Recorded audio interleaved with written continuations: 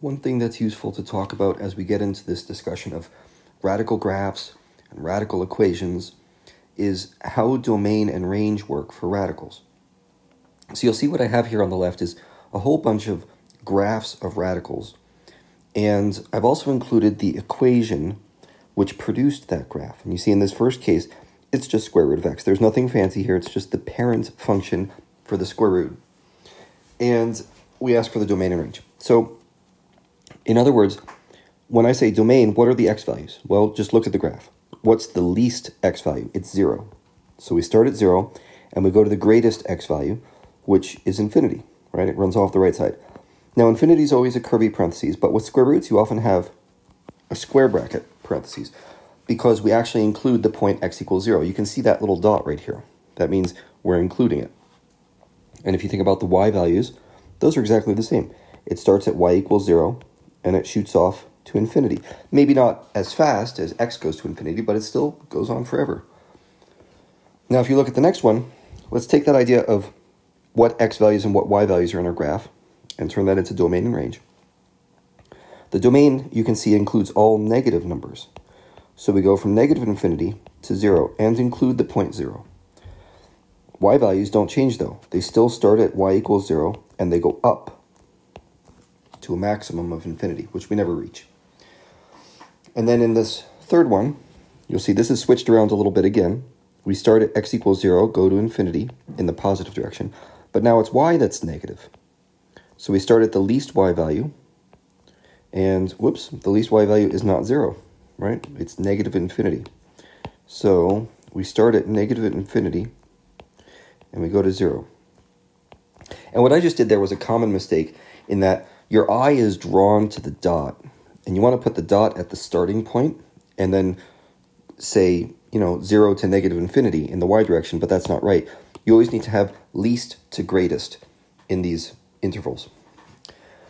All right, so last two, what x values are included here? Well, you can see we have an x minimum of -2. So I'm going to say it starts at -2, and it shoots off to infinity, the bracket being on -2 because that's the point. And the y value starts at y equals 2 and goes to infinity. So you see this one's a little different. And in a moment, I'm going to talk about how we can figure that out from the equation, not from the graph.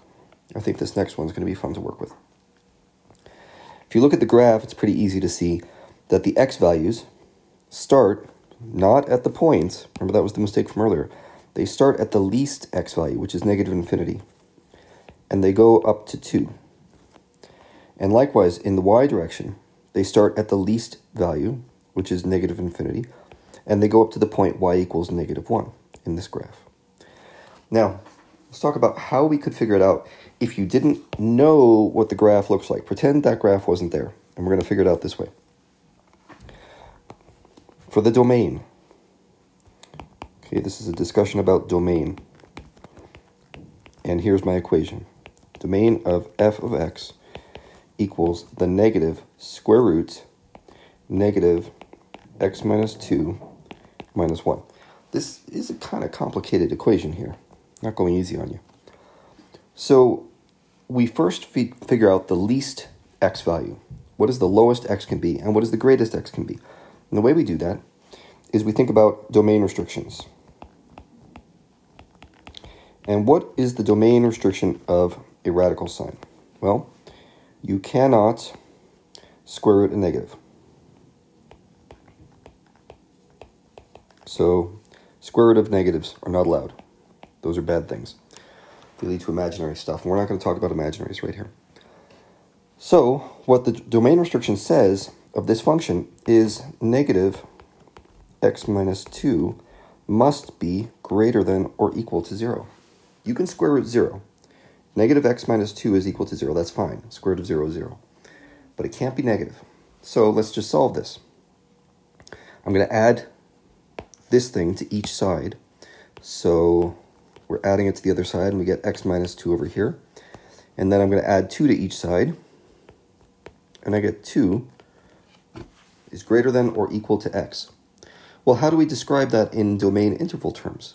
What this means is the smallest x can be is well, there's no limit. It could be any number that's very, very small, right? Think about all those negatives. -5 is less than 2. -6 is less than 2. -1 billion is less than 2. So all these negatives are fine. In fact, anything is fine up until 2. So I'm going to say x min is 2, is negative infinity. X max equals 2. And I got that from looking at a domain restriction of the radicands, the part under the radical sign. So that leads me to this, negative infinity to 2, and that is my domain. Now, let's figure out the range. It's going to be a slightly different way of looking at it. The range of f of x, and I'll get that equation right here again because we're going to work with this. Negative x minus 2 minus 1. Okay, with the range, we're thinking about y values. So what is the smallest y can be? Y minimum. What is y minimum? Well, what's the smallest a radical can be? It's going to be -0, right? I can't get a radical that's smaller than 0. So it's going to be negative times 0 minus 1. So that'll be -1. Well, what's the biggest y can be? What's the biggest a radical can be? Remember, radicals go from 0 to infinity. So after you do the square root stuff, maybe I'll put a square root on here to make people happy. It's either going to be negative square root of 0 or negative square root of infinity, right? Which is going to be, once all the dust settles, negative infinity. So you see the biggest y value, and I'm kind of blurring the lines a little between what's least and greatest because we're dealing with negatives. But the biggest feeling number here, y max, is going to be negative infinity. Y min is going to be -1. So that means this is what range goes over.